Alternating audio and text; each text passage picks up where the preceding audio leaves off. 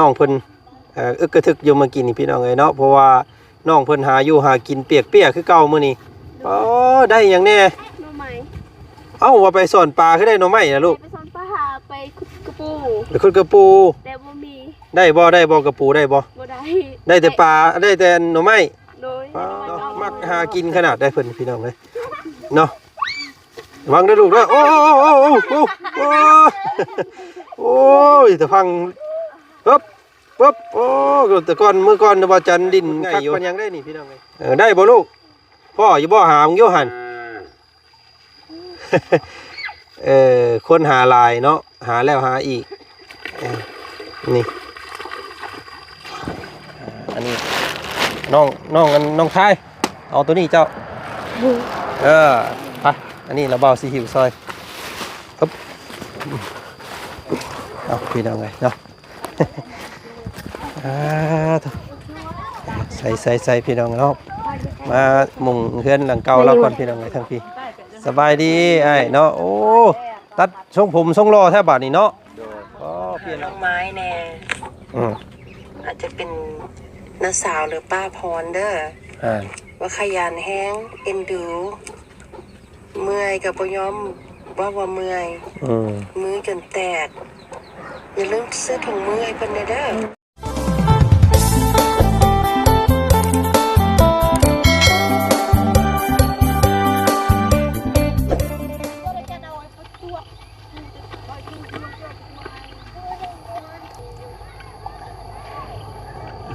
เปิดภาพมาพบพ่อครับให้หน้าตาก้าของน้องหลาน้อยพี่น้องเลยเนาะเอ้าพาประตูมันไปใช้นั่นเพิ่นว่าสิพาไปเบิ่งให้เราโดยโอ้เข้าได้คักแล้วสันนี่พี่น้องเลยสบายดีเนาะลุยน้ำไปพุ่นเลยบ่ป้าโตเอาลองเบิ่งสันเนาะทางแม่น้องไม้พี่น้องเลยเนาะสบายดีเด้อเพิ่นมาหาหาลูกสาวเพิ่นมาหากินพี่น้องเลยหาสอนปูสอนปลาคือเก่ามื้อนี้เนาะอยู่ให้อยู่สวนอยู่ห้วยอยู่หนองเนาะน้องไม้นี่โอ้ยพี่น้องเลยน้องโพดอีหลีเป็นผู้หญิงที่เก่งที่สุดดีเลยพี่น้องเลยน้องเพิ่นนี่เนาะสุดยอดเลยเนาะการหาอยู่หากินสมควรพี่น้องเลยเนาะผู้ห่วยห้องน้องบึงนี่แม่นเลยเนาะ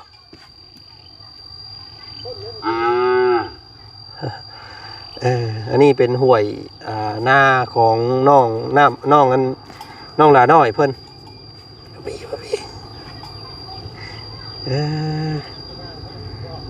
ผู้พี่น้องเลยเนาะทางน้องเพิ่นหายังมาเนี่ยพี่น้องเลยทางนั้นเนาะเอามาต้อนน้องเพิ่นก่อนพี่น้องเลยเพิ่นหากินน้ำไหลแบบซี่มันบ่ค่อยอยากมีเด้พี่น้องเลยเนาะนี่เพราะว่ายามน้ำใดเนี่ยมันยากเพราะว่าน้ำแห้งแล้วก็มันสอนหาอย่างยากเลยพี่น้องเลยเนาะ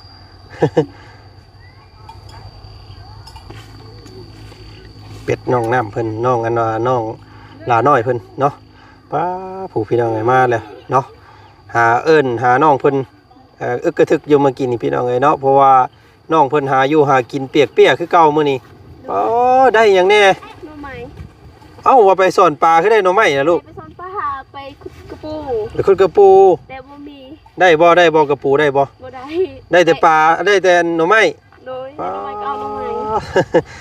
อันนี้น้องเพิ่นนี่พี่น้องเอ้ยเนาะอันนี้ลูกของเงินประตู7 ปีเพิ่นเนาะน้องให้น้องไม้ให้น้องทายหาหาเมื่อกี้นี่เนาะหาอันบ่ได้สอนบ่ปราบบ่ได้สอนน้ำมันใดน้ำมันแห้งเนาะผู้ได้หน่อไม้ได้พี่น้องเอ้ยนี่ผักกูดเบิ่งอยู่หาลูกโอ้ยนี่ผักหญ้ายังดึงเอาเบิดเนาะเท่าพี่น้องเอ้ยไปเมื่อบาดนี้พี่น้องเอ้ยเนาะอาบบ่น้ำนั่นขึ้นไปอาบอยู่เทิงบ่หรือว่าลงไปอาบอยู่ในหนองลงไปเบิ่งอยู่หั่นพี่น้องเอ้ยเนาะมักหากินขนาดได้เพิ่นพี่น้องเอ้ยเนาะวางเด้อลูกเด้อโอ้ยแต่ฟังปึ๊บโอ้แต่ก่อนมื้อก่อนว่าจันดินคักปานยังได้นี่พี่น้องเอ้ยเนาะ ระวังเด้อระวังเสียนระวังน้ำเด้อโอ้บ่ได้ย่านจักดินี่พี่น้องเอ้ยอ๋อมันบ่มีไม้มีตอกบ่ลูกเอ้ยเนาะพากันลุยอองลองอยู่เนาะ ล่างเนาะเพิ่นหาหน่อไม้หน่อตอกพี่น้องไอ้น้องเพิ่นเนาะโอ้ทางนั้นก็น้องทายเพิ่นนั่นว่าขุดง่ายอยู่ได้บ่ลูกพ่ออยู่บ่หามึงอยู่หั่น คนหาลายเนาะหาแล้วหาอีกนี่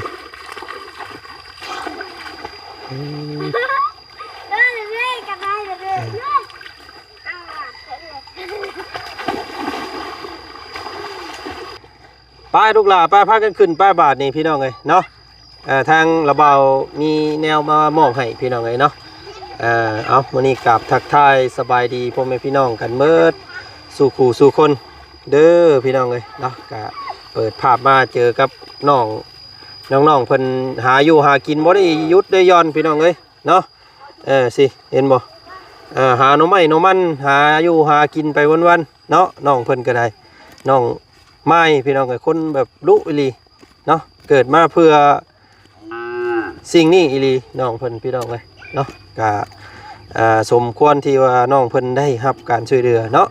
ก็บ่ผิดหวังแน่นอนพี่น้องเลยผู้หญิงคนนี้เนาะน้องไม้ อายุ13ปีเนาะ14ปีพี่น้องเลยเนาะก็ถือว่าเป็นน้องน้อยที่กตัญญูฮู้หาอยู่หากินซอยพ่อซอยแม่เฮ็ดเวียกเฮ็ดงานเนาะถือว่าเป็นเสาหลักครอบครัวเลยกับว่าแม่นนี่พี่น้องน้องไม้ไปขึ้นเมื่อหาเปลี่ยนเสื้อลูกล่ะเนาะระเบามีแนวมาให้เด้อ ไปนี่ได้กระปู ได้กระปูเบิ่งหั่นกระปูเจ้า สอง ไปลูกล่ะไปขึ้นไปพี่น้องไงเนาะไทยเด็กน้อยเพิ่นบุควายได้อันนี้เป็นงัวควายของน้องหลานน้อยเพิ่นพี่น้องไงเนาะถูกตามหัวตามสวนเนาะบรรยากาศดีพี่น้องเลยเนาะอากาศดีมื้อนี้บ่มีแสงแดดเด้อพี่น้องเลยเนาะเป็นครึ้มเบิดมื้อเบิดเว้นอากาศฝนตกดินเนาะ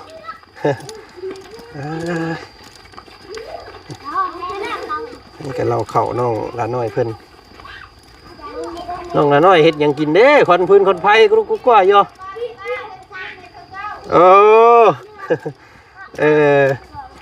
น้องเพิ่นเราจุไฟควันกุ้มอยู่พี่น้องเลยเนาะปูสีเฮือนน้องเพิ่นอันนี้เนาะสีเขียวเนาะเขียวใบตองกล้วยไปให้น้องเพิ่นเปลี่ยนทรงเปลี่ยนเสื้อก่อนสักหน่อยพี่น้องเลยเดี๋ยวพ่อจันสิเขามอบสิ่งของให้น้องเพิ่นเนาะโธ่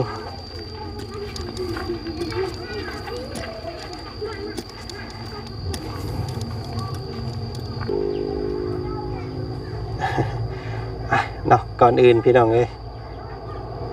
กับทักทายสบายดีเนาะพวกพี่น้องหมู่เพื่อนกันเบ้อสู่ขู่สู่คนเด้อเนาะเปิดภาพมาเจอกับบ่าวจันบรรยากาศตอนสวยๆพี่น้องเอ้ยเนาะตอนนี้ก็11 โมงกว่าแล้วพี่น้องเอ้ยแต่ว่ายังบ่ค่อยเห็นแสงแดดปานใดบ่หาแดดปุ๊บมาปั๊บรถแดดก็ได้พี่น้องเอ้ยเนาะมื้อนี้ทางบ่าวจันมาเป็นสะพานบุญให้ทางพี่ใจดีเนาะพี่พรพี่น้องเอ้ยเนาะเพิ่นอยู่ทางฝั่งต่างประเทศ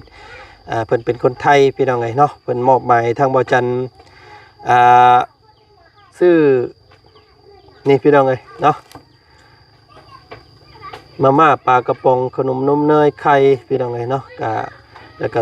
ปลาเด็กเป่งนัวเกลือหมกพริกโอ้พี่น้องเลยมื้อนี้เนาะซื้อมาให้น้องเพิ่นเพราะว่ามื้อก่อนนั่นช่างบ่าวจันมาถ่ายทำน้องเพิ่นแหละ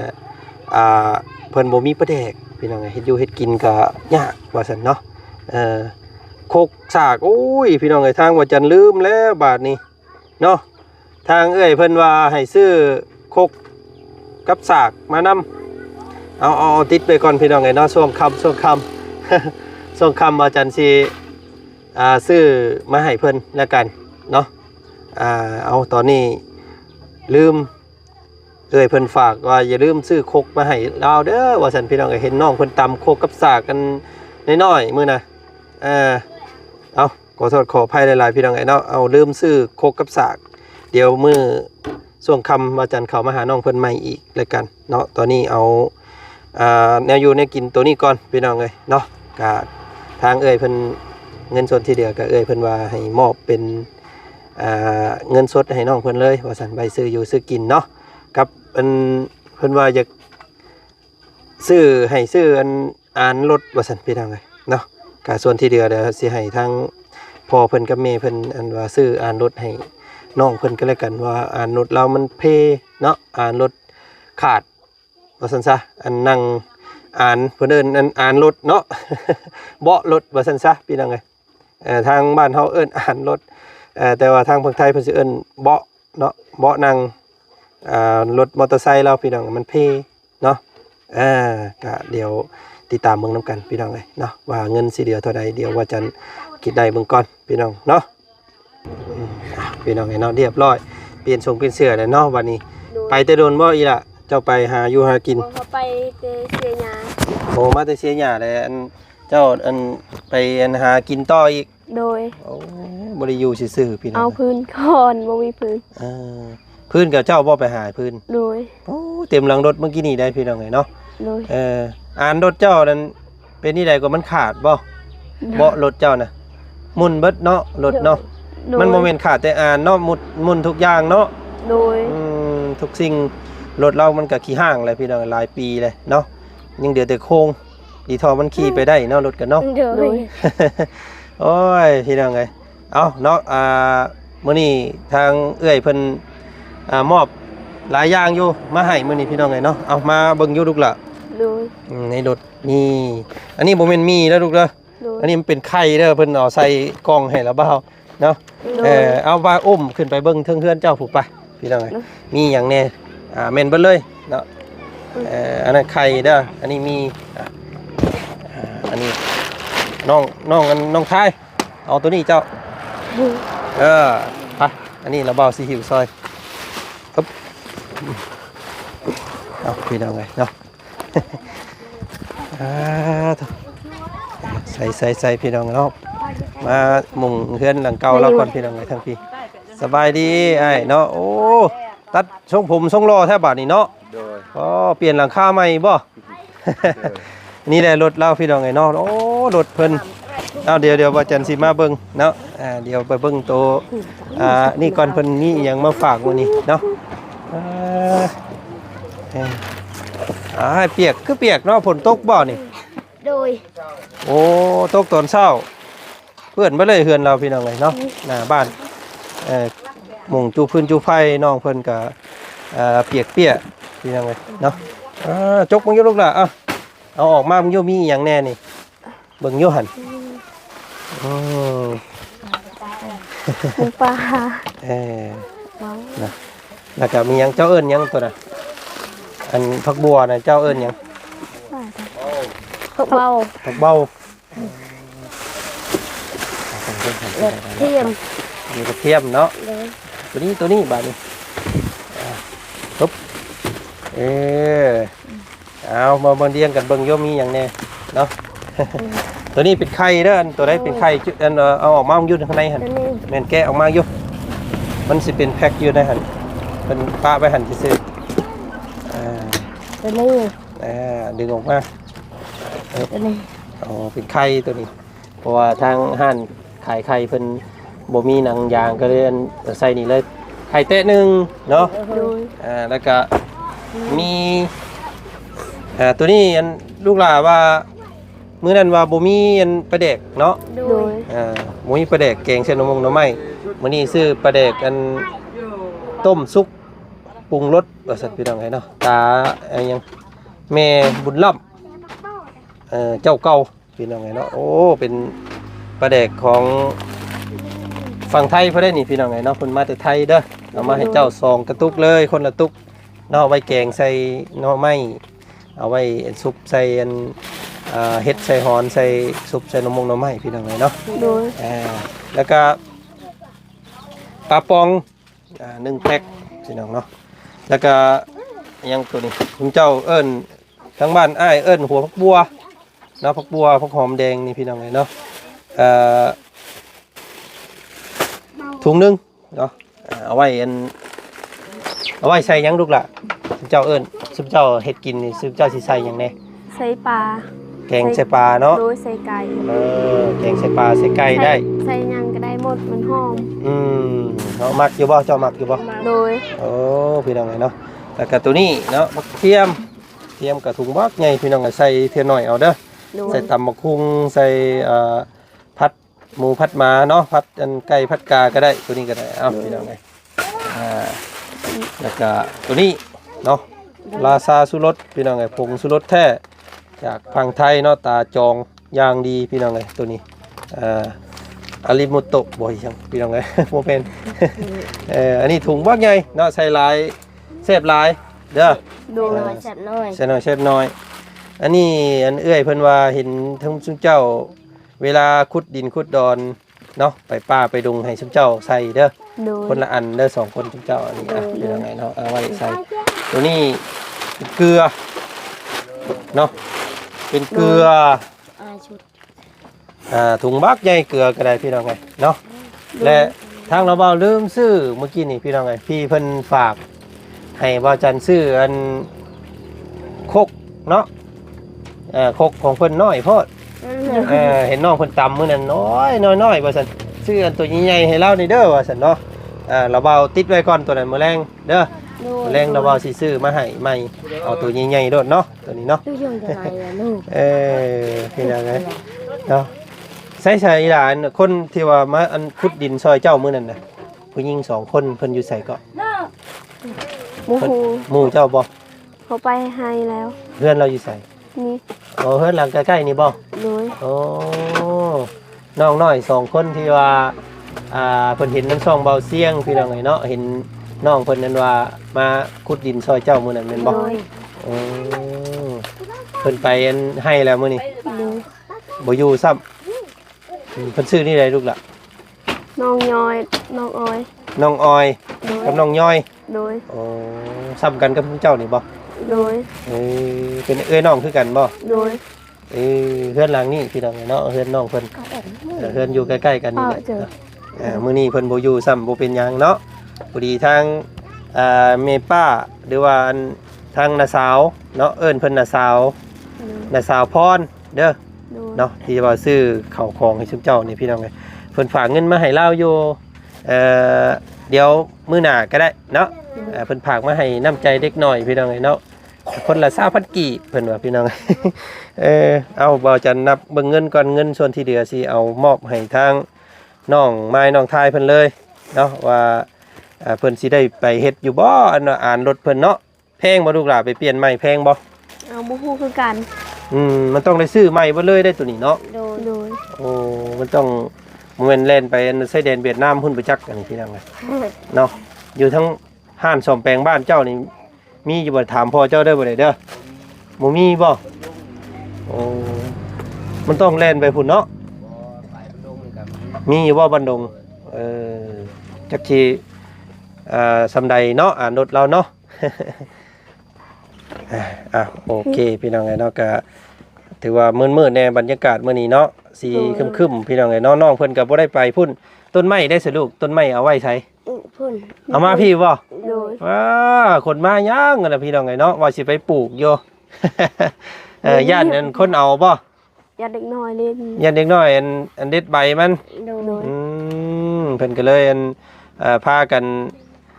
เอาคนมาพี่เลย โดย สักน้อยเด้อสักน้อยจังพากันคนพักกันเหือแห้งก่อนกินข้าวกินน้ำก่อนแล้วจังพากันไปปลูกเนาะ โดย เดี๋ยวเราบ่าวสิพากัน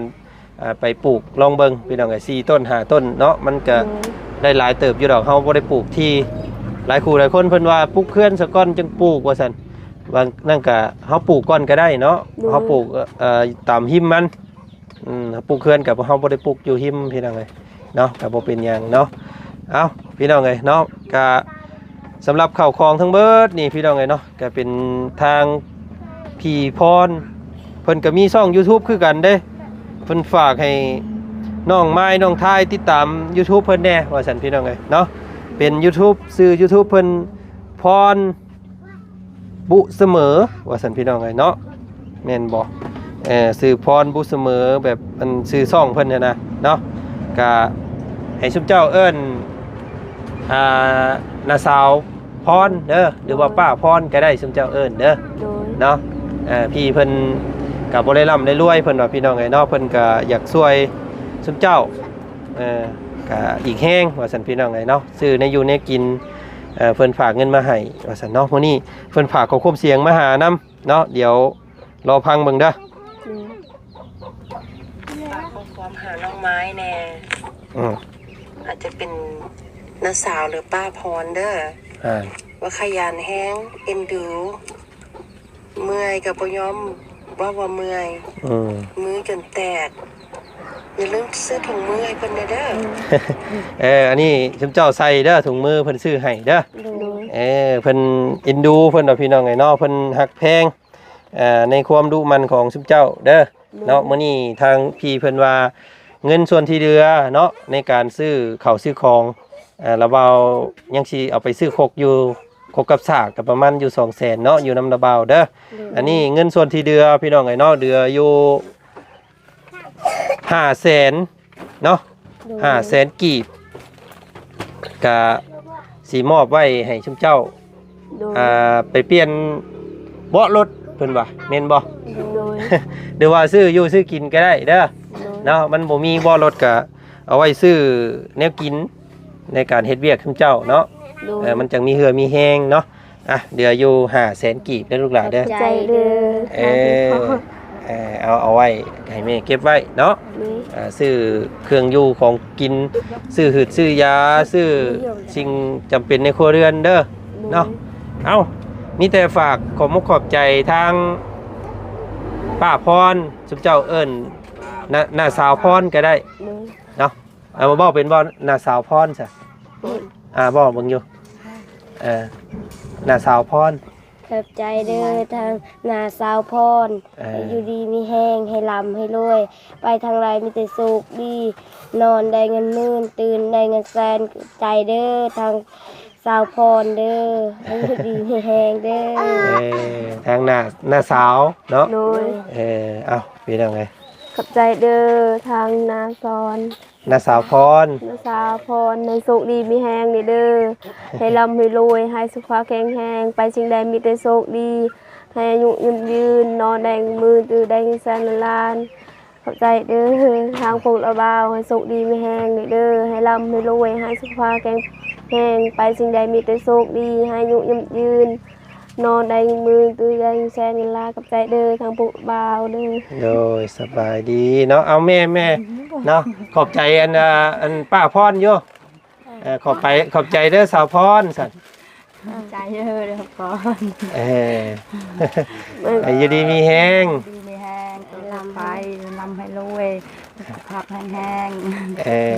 พี่น้องไงเนาะเพิ่นก็เล่ากับบ่ค่อยเก่งปานใดเนาะคอยเฮียนฮู้ไปเนาะพี่น้องเนาะบ่เป็นหยังเนาะขอบใจจากใจพี่น้องไงเอาเก็บไว้เด้อเฮ็ดอยู่เฮ็ดกินเด้อบัดนี้เด้อเดี๋ยวเฮาจังพากันไปปลูกเนาะเดี๋ยวช่วงค่ำเราบ่สิซื้ออันครกมาให้อีกเด้อเนาะโอเคเนาะเอาสบายดีมื้อนี้ไปก่อนเด้อขอบใจหลายๆเนาะเอาเก็บไว้เฮ็ดอยู่เฮ็ดกินชูแม่เด้อมีไข่มีปลาปองปลาแดกเป้งนัวเกลือแล้วก็ซบมือแล้วก็ยังคกกับสากอีกพี่น้องก็แล้วก็มีหัวหอมแล้วก็กระเทียมมื้อนี้เนาะพี่น้องกันมาเนาะเอามาเบิ่งกันรถเราก่อนพี่น้องไงเนาะมาเบิ่งรถเพิ่นก่อนสิไปทางอื่นเนาะทางเอ้ยเพิ่นว่า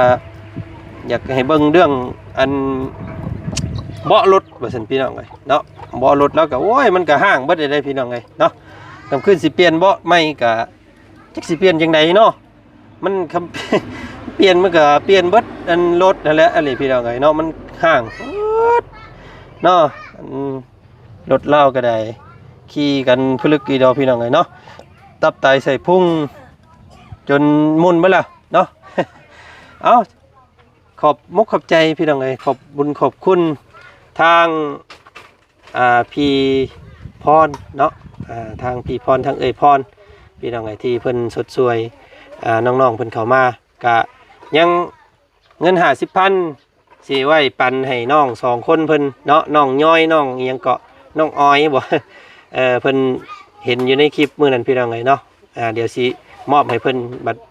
โอกาสหน้าแล้วกันเนาะแล้วก็ยังติด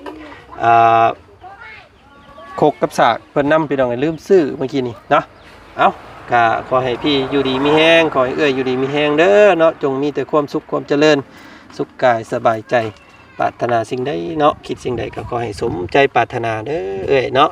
ก็มุกขอบใจทางเอ้ยพรหลายๆพี่น้องเอ้ยเพิ่นก็มีช่อง YouTube อยู่เนาะพรบุเสมอว่าซั่นพี่น้องเอ้ยเนาะสื่อ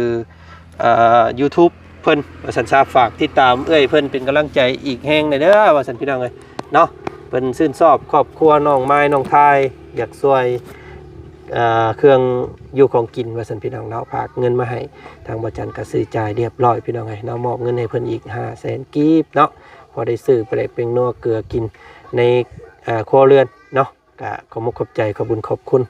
เอามื้อนี้ไปแล้วพี่น้องเอ้ยเบิดสุขุสุคนนำเด้อเนาะขอบใจหลายๆที่ติดตามนะเบิ่งชมคลิปนี้จนจบบ่ข้ามโฆษณาเนาะเพื่อเป็นกำลังแรงใจให้บ่จันอีกเพื่อเฮ็ดคลิปดีๆให้พี่ให้น้องเบิ่งชมอีกต่อไปขอมุกขอบใจหลายๆมื้อนี้ไปแล้วสบายดีพี่น้องเอ้ยเนาะสบายดีเด้อ